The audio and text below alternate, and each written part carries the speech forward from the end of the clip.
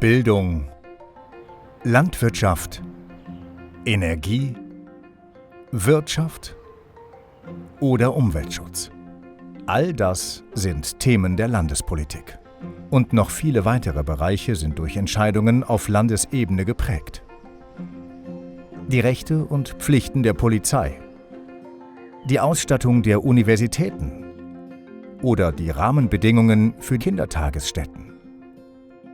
Landesgesetze sind wichtig. Jeden Tag. Diese Gesetze zu gestalten, ist in Niedersachsen Aufgabe des Landtages. Doch mit welcher Berechtigung hat das Landesparlament so großen Einfluss auf unseren Alltag? Die Antwort ist, weil wir die Mitglieder des Landtages wählen. Sie sind unsere Vertreterinnen und Vertreter im Parlament. Alle 5 Jahre können wir unsere Stimme abgeben. Genauer gesagt, 2 Stimmen. Mit der ersten Stimme wählen wir eine Kandidatin oder einen Kandidaten direkt. Mit der zweiten Stimme entscheiden wir darüber, wie viele Sitze eine Partei im neu gewählten Parlament erhält. Mit der Stimmabgabe erteilen wir einem Kandidaten oder einer Kandidatin und einer Partei das Vertrauen, dass sie in den folgenden 5 Jahren für unsere Interessen und Überzeugungen im Parlament einstehen. Sich dafür einsetzen, dass ihre im Wahlkampf gemachten Vorschläge umgesetzt werden.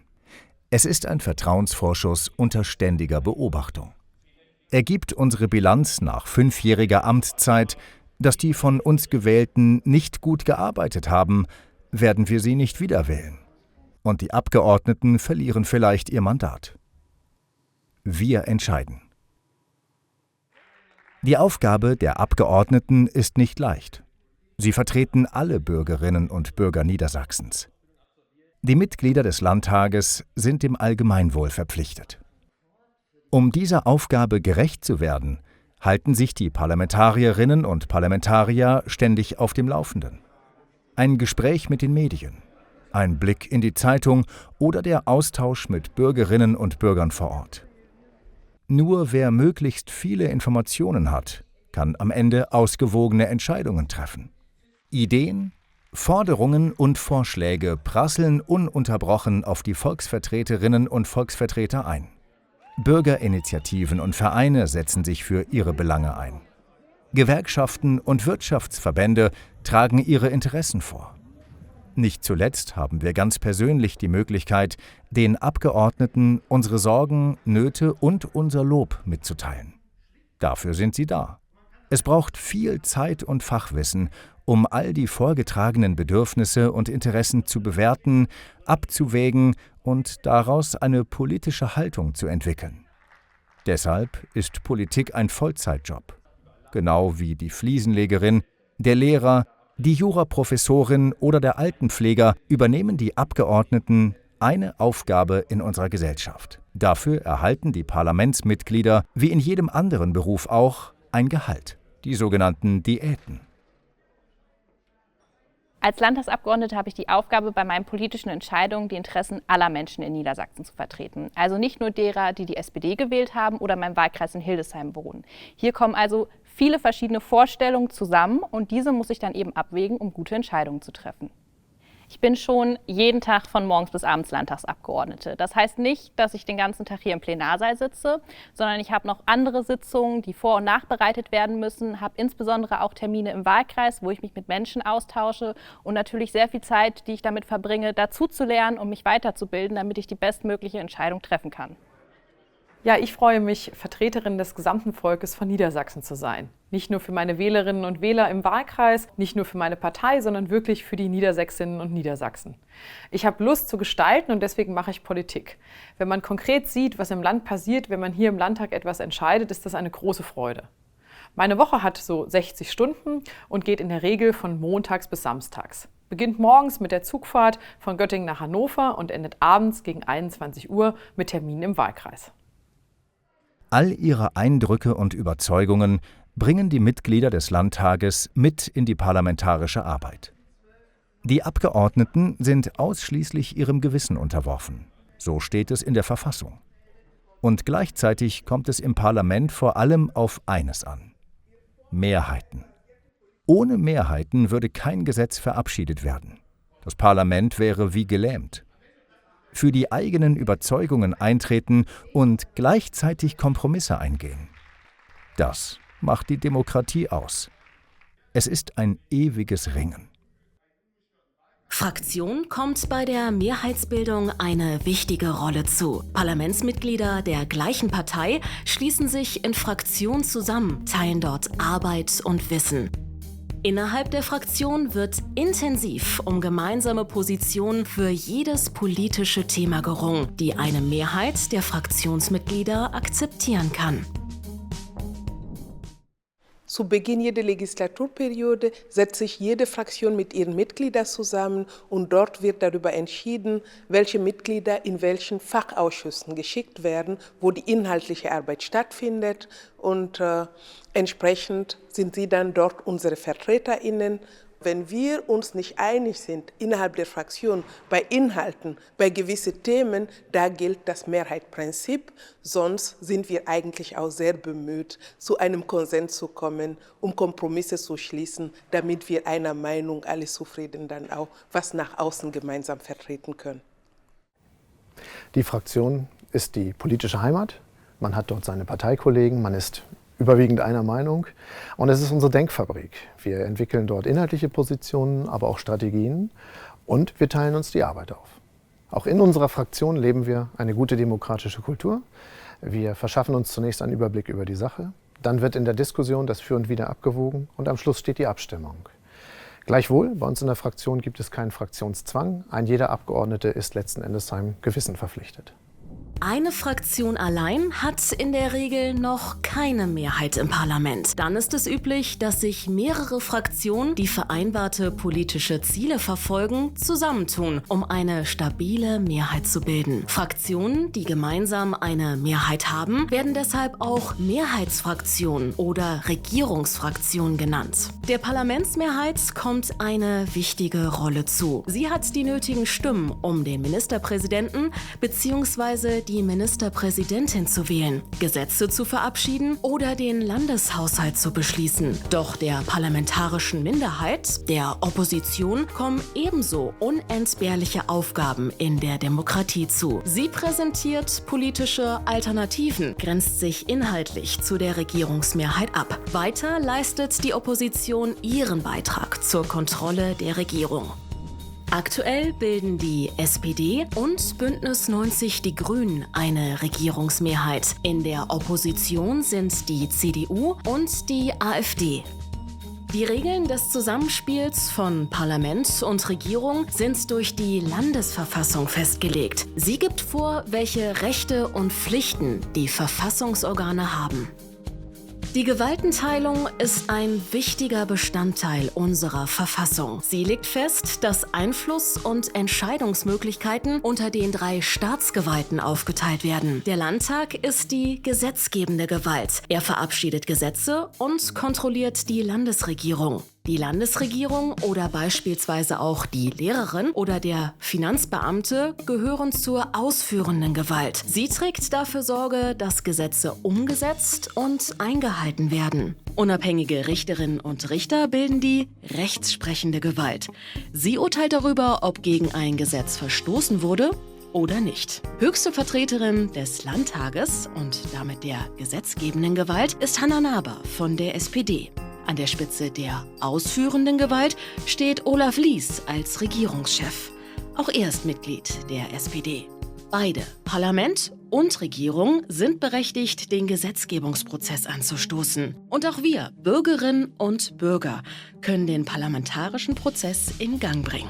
Dafür gibt uns die Verfassung 3 Instrumente an die Hand. Erstens die Volksinitiative. Schaffen wir es, 70.000 Unterschriften für ein bestimmtes politisches Thema zu sammeln, ist der Landtag verpflichtet, sich damit auseinanderzusetzen. Zweitens das Volksbegehren. 10% der Wahlberechtigten können unter bestimmten Voraussetzungen verlangen, dass der Landtag ein bestimmtes Gesetz ändert, aufhebt oder erlässt. Drittens der Volksentscheid. Hat der Landtag einem Volksbegehren nicht innerhalb von 6 Monaten in wesentlichen Punkten zugestimmt, kann eine Mehrheit des Volkes ein entsprechendes Gesetz selbst verabschieden. Die Gesetzgebung ist eine der wichtigsten Aufgaben des Landtages. Dafür gibt es strenge Regeln. Wurde der Vorschlag für ein Gesetz in den Landtag eingebracht, beginnt das Gesetzgebungsverfahren. In der ersten Beratung diskutieren Rednerinnen und Redner aller Fraktionen die Grundzüge eines Gesetzentwurfs. Braucht es dieses Gesetz überhaupt? Was genau soll das Gesetz wie bewirken? Die grundsätzliche Debatte lässt bereits erahnen, welche Detail- und Fachfragen geklärt werden müssen. Um genau diese offenen Fragen zu klären und am Ende ein funktionsfähiges Gesetz zu verabschieden, wird der Gesetzentwurf an die Ausschüsse des Parlaments weitergeleitet. Die Zuordnung erfolgt thematisch. Die Vielzahl der Ausschüsse steht für die thematische Vielfalt von Landespolitik. So gibt es Ausschüsse zu den Themen Recht, Inneres, Haushalt und Kultus. Zu den Bereichen Wissenschaft und Kultur, Wirtschaft oder Landwirtschaft ebenso. Und auch Fragen des Sozialen, des Umweltschutzes sowie zu Bundes- und Europaangelegenheiten werden in den jeweiligen Ausschüssen bearbeitet. Die Zusammensetzung der Ausschüsse spiegelt die Mehrheitsverhältnisse des Landtages wider. Hier kommen die Fachpolitikerinnen und Fachpolitiker der Fraktionen zusammen, um Gesetze in all ihren Details zu bearbeiten. Ob durch berufliche Erfahrung oder lange politische Praxis. Die von den Fraktionen entsandten Abgeordneten sind Expertinnen und Experten für einen Themenbereich oder wollen es werden. Die Arbeit im Ausschuss ist besonders wichtig. Hier wird mit den Fachpolitikern über Gesetze und Entschließungsanträge gestritten. Es ist gut, wenn Leute im Ausschuss sitzen mit einem beruflichen Background. So sitze ich zum Beispiel als ehemalige Richterin und Staatsanwältin im Rechtsausschuss. Ich weiß, von was ich spreche, weil ich in der Justiz gearbeitet habe. Das kommt häufiger vor, als man denkt in den Ausschüssen. Und Expertin von vornherein oder erst später, das ist eine Frage, die kann man nur mit sowohl als auch beantworten. Man wird zur Expertin oder man ist von vornherein schon Expertin und das ist, glaube ich, der richtige Weg, um seine Fachexpertise im Ausschuss einzubringen. In den Ausschüssen kommen wir als Fachpolitikerinnen und Fachpolitiker zusammen und diskutieren dort unsere Ideen, Anträge oder auch Gesetze. Zusätzlich besprechen wir das Ganze dann auch noch mal in den Arbeitskreisen der Fraktionen. Dann geht es wieder in den Ausschuss, bevor es ins Plenum geht. Natürlich habe ich einiges an Expertinnenwissen mit mir in den Landtag gebracht. Ich lerne aber jeden Tag dazu, lerne neue Perspektiven kennen und ich glaube, man kann sagen, wenn ich mit genauso viel Wissen aus dem Landtag rausgehe, wie mit dem ich reingekommen bin, dann habe ich auch einen schlechten Job gemacht. Nachdem die detaillierte Arbeit an einem Gesetz oft nach vielen langen Sitzungen abgeschlossen ist, gibt der Ausschuss den Gesetzentwurf mit seinen eingearbeiteten fachpolitischen Empfehlungen zurück ins Plenum. Ja, die fachliche Arbeit findet vornehmlich in den Ausschüssen statt. Doch entschieden wird im Plenum. Ist die Ausschussarbeit abgeschlossen, kommt es zum Höhepunkt der parlamentarischen Auseinandersetzung, der Abschlussdebatte. Hier präsentieren die sogenannten Berichterstatterinnen und Berichterstatter der Ausschüsse die erarbeiteten Empfehlungen für das Parlament. Die Entscheidungshilfe kann vielfältig ausfallen. Es kann empfohlen werden, den eingebrachten Gesetzentwurf unverändert oder mit bestimmten Änderungen anzunehmen, ihn abzulehnen oder für erledigt zu erklären. Das Parlament diskutiert dann über die Einzelheiten des Gesetzes, um schließlich über ein Gesamtpaket abzustimmen. Obwohl es doch die letzte große Hürde für ein Gesetzesvorhaben ist, scheinen viele Abgeordnete auffällig unaufmerksam, während die Rednerinnen und Redner außergewöhnlich hart argumentieren. Dieser vermeintliche Gegensatz hat gute Gründe. Inhaltlich wurden alle Fraktionen bereits durch ihre Vertreterinnen und Vertreter in den Ausschüssen umfassend informiert. Die Parlamentsmitglieder kennen schon die Argumente, die zur Beschlussempfehlung führten. Nun ist es an den Vortragenden, der Öffentlichkeit, also uns, den Bürgerinnen und Bürgern, zu präsentieren, welche Argumente wofür sprechen. Grundsätzlich geht es darum, die verschiedenen Meinungen sichtbar zu machen. Außerdem möchte ich als Abgeordneter für meinen Standpunkt werben. Eine mitreißende Rede mit Humor, mit Verve, mit vielleicht auch einer Spitze, aber auch Originalität, bleibt im Gedächtnis. Und das erleben wir auch nur in der Demokratie. Ein jeder Abgeordneter ist gewählt, eine bestimmte Meinung zu vertreten. Und im Plenum treffen oft diametral unterschiedliche Meinungen aufeinander. Es ist nur menschlich, dass es dort manchmal auch hoch hergeht. In einer Mediendemokratie gehört außerdem ein bestimmtes Sendungsbewusstsein dazu, denn das Gesagte geht ja weit über den Plenarsaal hinaus. Innerhalb des Parlaments hier haben wir immer einen sehr netten, freundlichen Umgang miteinander, was auch wichtig ist. Aber ich liebe es, wenn wir Plenum haben, denn in den Debatten ist es die Möglichkeit für uns als Fraktionen, eben die Unterschiede in den Positionen den BürgerInnen näher darzulegen. Und das ist eine großartige Sache, denn wir sind unterschiedliche Parteien, die durchaus unterschiedliche Positionen haben. Und das muss den BürgerInnen dann auch entsprechend erläutert und verständlich gebracht werden. Politik findet nicht hinter verschlossenen Türen statt, sondern im Lichte der Öffentlichkeit. Plenarsitzungen sind immer öffentlich, Ausschusssitzungen in der Regel ebenso. Aber klar ist auch, nicht jeder hat die Zeit, stundenlang politische Debatten zu verfolgen, kann das Für und Wider eines Gesetzes gleich einschätzen. Das übernehmen die Medien für uns. Sie sammeln und verteilen Informationen, ordnen ein, kommentieren. Sie schauen den Abgeordneten stellvertretend für uns auf die Finger, rund um die Uhr. Eine ganz besondere Rolle kommt dabei der Landespressekonferenz zu.